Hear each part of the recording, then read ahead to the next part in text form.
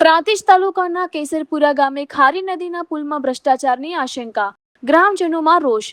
સાબરકાંઠા જિલ્લાના પ્રાંતિજ તાલુકાના કેસરપુરા ગામે નદી પર નિર્માણાધીન પુલનું હજુ સુધી લોકાર્પણ થયું નથી અને કામ પણ પૂર્ણ થયું નથી, ત્યારે માત્ર અંદાજે 5 ઇંચ વરસાદ બાદ જ પુલની સાઈડની દિવાલો નબળી પડી તૂટી જવાની સંભાવના ઊભી થતા ગ્રામજનોમાં ભારે રોષ ફેલાયો છે।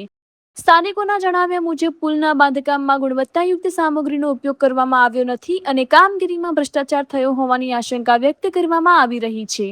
વરસાદ બાદ પુલની સ્થિતિને લઈને લોકોમાં ચિંતા વધી છે અને અકસ્માતનો ભય પણ સતાવી રહ્યો છે।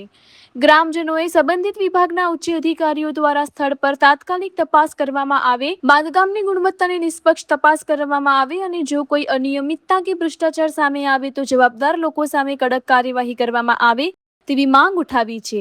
રિપોર્ટર દિલીપસિંહ બી ઝાલા, તલોદ, સાબરકાંઠા। કેસરપુરા તાલુકો પ્રાંતિજ જિલ્લો સાબરકાંઠા। हमारे यहाँ नदी में ब्रिज नो एक ब्रिज मंजूर करायो तो नदी पर ये सरकारे 2 करोड़ ने 83 लाख रुपया टेंडर बहार पाड्યું હતું।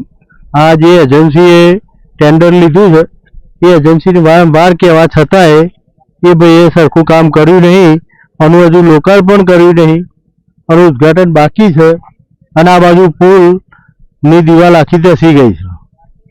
હજુ ઉપર સાધન ચાલુ થયા જ નહીં અને ખાલી સામાન્ય વરસાદ કે જેવો 4 થી 5 ઇંચ વરસાદ 4 થી 5 ઇંચ વરસાદ પડે છે એમાં તો આ દિવાલ ધસી ગઈ।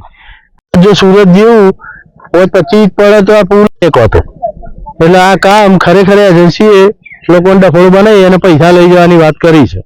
એટલે આ કામમાં ખરેખર સાહેબો લાગતા હોય એ કદાચ કોઈ ખાઈકી થયો કે હું કરીએ એ સાહેબોને જોવાનું, બાકી અહીંયા સંતોષકારક કામ થયેલું નથી।